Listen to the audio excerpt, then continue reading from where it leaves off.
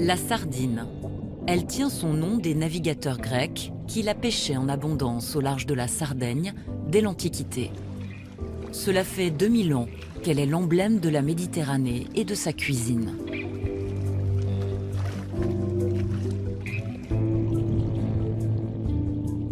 Mais depuis peu, la sardine est menacée.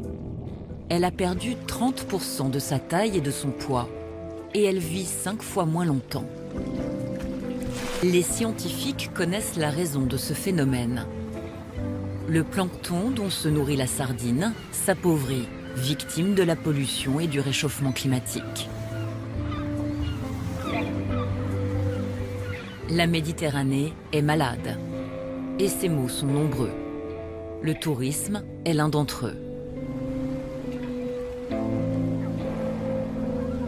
L'été, les vacanciers s'entassent sur les côtes catalanes, d'où la sardine disparaît.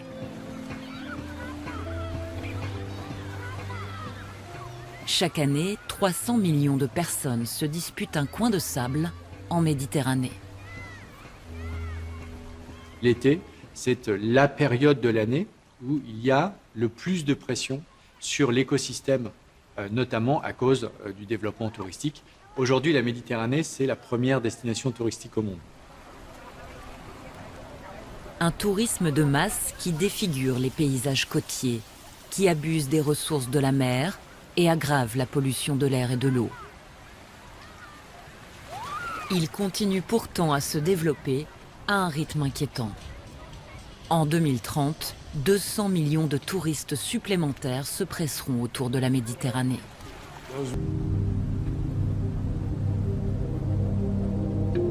Le nombre de passagers de croisière a été multiplié par 4,5 ces 20 dernières années.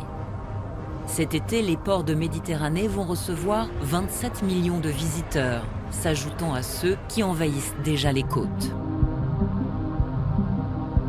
Les croisières se sont démocratisées et les croisiéristes construisent des navires toujours plus grands pour attirer une clientèle toujours plus large.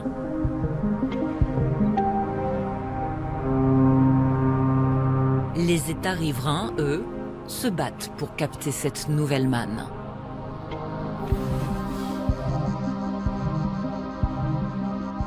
Près d'une centaine de ports accueillent des paquebots en Méditerranée. Ils étaient 2 fois moins il y a 10 ans. L'Espagne est le pays qui a misé le plus gros sur la croisière. Elle compte à elle seule 24 ports et Barcelone s'est hissée au premier rang en quelques années seulement.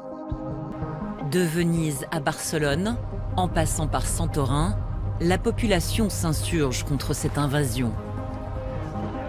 Sous la pression des habitants et de l'UNESCO, le gouvernement italien a fini par interdire le passage des paquebots dans le centre de Venise.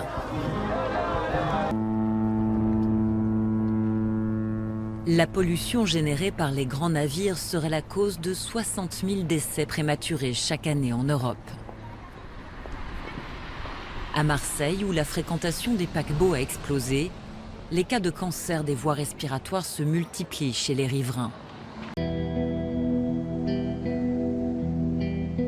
Le littoral de la Méditerranée a pourtant subi de nombreux outrages ces dernières décennies.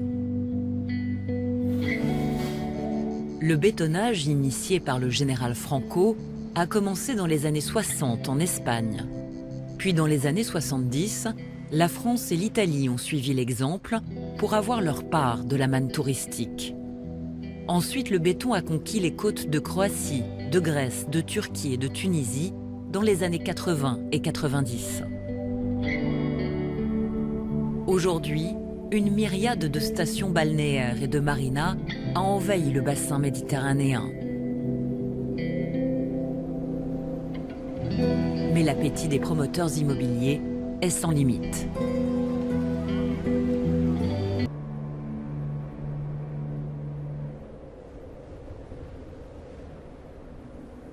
Au fond, c'était un des mythes fondateurs de la Méditerranée, une nature exceptionnelle qui est là et qui est accessible à tous.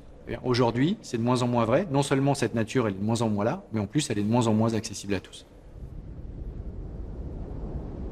Si les dernières côtes vierges sont accaparées par quelques grandes fortunes, la mer, elle, est convoitée par tous. Les géants du pétrole et du gaz voient en la Méditerranée leur futur Eldorado. Et les compagnies de transport maritime l'ont déjà investi. 90% du commerce mondial transite aujourd'hui par les océans. Le trafic de cargo a quadruplé ces 25 dernières années. Et la Méditerranée, point de passage entre l'Asie et l'Europe, a pris plus que sa part dans l'explosion du fret. 120 000 cargos transitent chaque année par la Méditerranée. Passage obligé entre le détroit de Gibraltar, la mer Noire, le canal de Suez et le port du Pirée, la mer Égée est au cœur d'un trafic commercial particulièrement intense. Les cargos doivent slalomer entre des milliers d'îles et d'îlots. Et pourtant, ici comme dans le reste de la Méditerranée, il n'existe aucune régulation du trafic.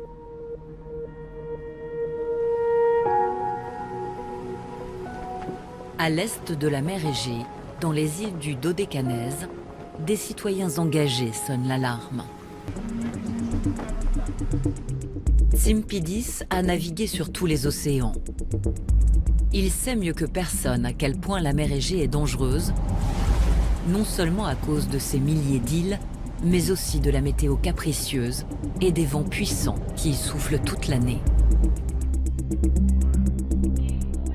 Pourtant, jusqu'à présent, seule l'approche des ports du Pirée et de Thessalonique fait l'objet d'une régulation du trafic. Résultat, cette zone concentre à elle seule la moitié des accidents maritimes. Ces dernières années, on en dénombre des dizaines, plus ou moins graves.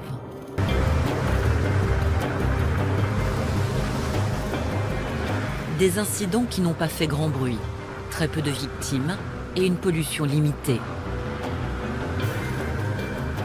150 millions de personnes vivent sur ces rives, la moitié de la population des pays du bassin. Et on y dénombre déjà 20 villes de plus d'1 million d'habitants.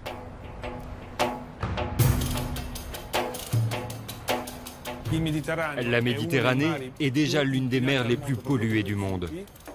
Mais 80% des déchets proviennent de la terre ferme. Donc il est évident que plus la population augmente, plus la pollution risque d'augmenter. Mais l'espace naturel, lui, ne grandit pas. En Méditerranée, la pollution industrielle n'est pas un phénomène nouveau. Alors que la saison d'été se poursuit, les vacanciers n'ont pas envie de savoir que des polluants issus de l'agriculture et des usines continuent à se déverser massivement dans la mer.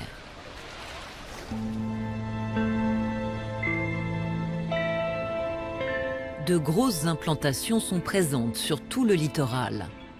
En France, l'étang de Berre, situé entre Marseille et la Camargue, est l'un des endroits les plus pollués d'Europe. Raffineries et produits dérivés du pétrole, industries chimiques ou sidérurgiques, toutes ces usines restent actives autour de la Méditerranée, malgré leur mauvaise réputation environnementale. Pour sauver la Méditerranée, il faut commencer par la protéger.